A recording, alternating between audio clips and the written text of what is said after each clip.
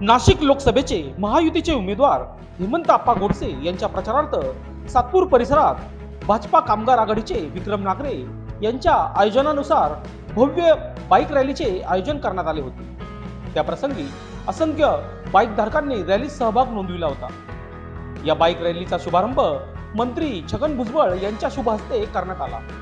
तसेच त्यांनी उपस्थित बाईक स्वारांना महायुतीचे उमेदवार हेमंत आप्पा गोडसे यांना भरघोस मतांनी विजयी करण्याचे आवाहन देखील केले आहे। दरम्यान या प्रसंगी ही बाईक रॅली सकाळ सर्कल पासून सुरू झाली तेव्हा पीएल ग्रुप संस्थापक अध्यक्ष भूषण लोंढे यांनी गाडीवर चढत महायुतीचे उमेदवार हेमंत गोडसे व मंत्री छगन भुजबळ